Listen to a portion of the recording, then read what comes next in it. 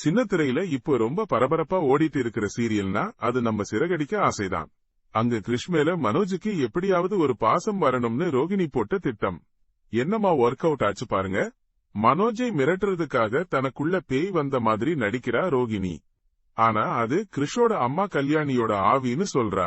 மனோஜ் கிட்ட என்ன சொல்றா தெரியுமா? நீ கிருஷ் கூட பாசமா இருந்தாதான் உன் மனைவி ரோகிணிய நான் எதுவுமே செய்ய மாட்டேன் அப்படின்னு மிரட்டுறா. அது மட்டும் இல்லாம பசியில வாடிட்டு இருக்கிற கிருஷ்க்கு சாப்பாடு ஊட்டி விட சொல்றா. வேற வழியே இல்லாம மனோஜும் ஒரு மாதிரி கிருஷ்க்கு சாப்பாடு ஊட்ட ஆரம்பிக்கிறான். இந்த காட்சியை பார்த்துட்டு மீனா, முத்து 2 பேரும் அப்படியே அதிர்ச்சியில உறைஞ்சு போயிட விஜயா ஷாக் ஆகி அப்படியே உட்கார்ந்துடுறாங்க. இப்படிதான் போச்சு போன எபிசோடு. சரி, இன்னைக்கு எபிசோடுல என்ன நடந்துச்சுன்னு பார்க்கலாம் வாங்க. தன் மேல மனோஜ் பாசம் காட்டுறத பார்த்துட்டு கிருஷ்க்கு மனசுக்குள்ள ஒரே சந்தோஷம். மனோஜ்காக எதையும் செய்ய துணிஞ்சிட்டான். மறுநாள் காலையில வீட்ல இருக்கிற மனோஜோட ஷூவை எடுத்து தன்னோட சின்ன கைகளால அழகா பாலிஷ் போட ஆரம்பிக்கிறான். அதை பார்த்த மீனா, ஏண்டா இதெல்லாம் செய்யறன்னு பாசமா கேட்க, கிருஷோ, எனக்கு பாலிஷ் போடணும்னு ஆசையா இருந்துச்சு, அதான் போட்டேன் அப்படின்னு வெள்ளந்தியா சொல்றான். அப்புறம் மனோஜ் அங்க வர, என்னடா இது, ஏன் இதெல்லாம் பண்றன்னு கேக்குறான். உடனே கிருஷ், நீங்க என்னை ஸ்கூல்ல டிராப் பண்ணி விடுவீங்களா அப்படின்னு ஏக்கமா கேட்கிறான். இதை கேட்ட மனோஜ், ஓஹோ, இந்த ஷூ பாலிஷ் போட்டது இதுக்குத்தான் அப்படியா நீ சிரிச்சுக்கிட்டே கேட்டுட்டு, அட அதெல்லாம் என்னால முடியாதுப்பா அப்படின்னு டக்குன்னு மறுத்துடுறான்.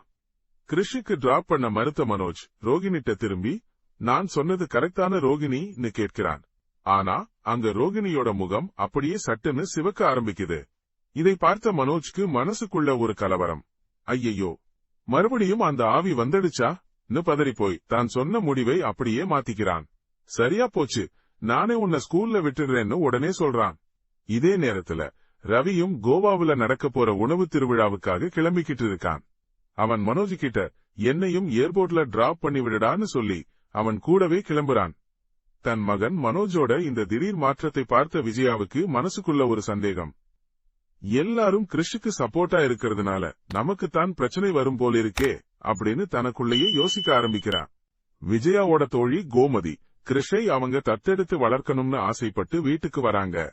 இன்னொரு பக்கம் நம்ம முத்துவோட கார்ல போயிட்டு இருந்த ஒரு தம்பதி ஒரு குழந்தைய தத்தெடுக்க போறதா பேசுறாங்க. இதையெல்லாம் கேட்ட முத்துவுக்கும் அப்படியே ஒரு குழந்தைய தத்தெடுக்கலாமேங்கிற ஆசை மனசுக்குள்ள வருது. உடனே அதற்கான நடைமுறைகள் என்னென்ன அப்படின்னு அவங்க கிட்ட கேட்டு தெரிஞ்சுக்கிறான்.